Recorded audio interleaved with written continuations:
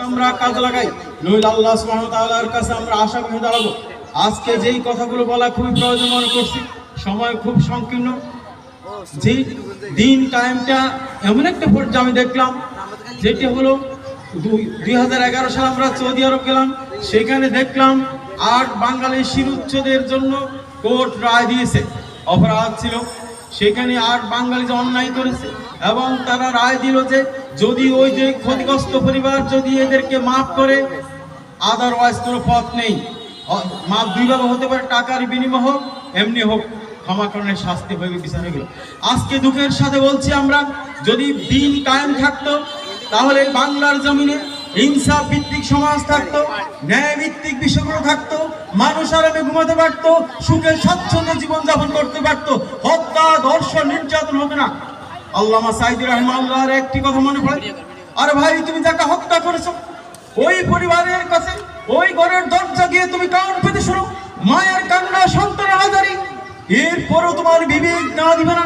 আল্লাহর জমিন পর্যন্ত কাঁপছে, তুমি নিয়ে বিনা বিচারে ফাঁসি দিয়েছো মানুষকে, তুমি হত্যা করেছো, তুমি বিনা আয়না করে রেখেছো। আজকে এই সভায় বিএনপির ভাইরাও থাকতে পারেন। আমি একটি কথা আপনাদেরকে জানিয়ে দেই, অ্যাডভোকেট নুরুল ইসলাম সাহেবকে হত্যা করেছিল ওই মুজিববাদী তাহেরের ছেলে বিপ্লব। তৎকালীন সময় বিপ্লবের ফাঁসির অর্ডার হয়েছে। ওই সময়ের রাষ্ট্রপতি জিল্লুর রহমান তাকে ক্ষমা করে দিয়েছে, আর জেলখানা বসে বিপ্লব বিয়ে করেছে।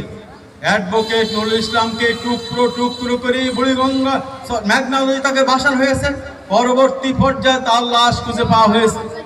আজকে সম্মানিত উপস্থিতি, আপনারা যেই দল করুন, ডাজন্ট ম্যাটার, আপনার দল করুন, কিন্তু ভোট দাঁড়িপাল্লায় দিন।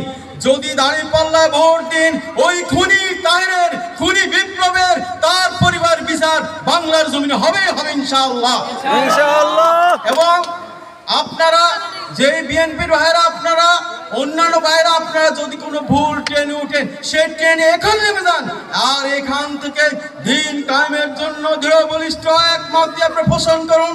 আমরা এই সুযোগে দিন কায়েম যদি করতে পারি, তাহলে বাংলার জমিনে দিন কায়েম হলে ওই অ্যাডভোকেট নুরুল ইসলামের খুনিদের বিচার হবে। আর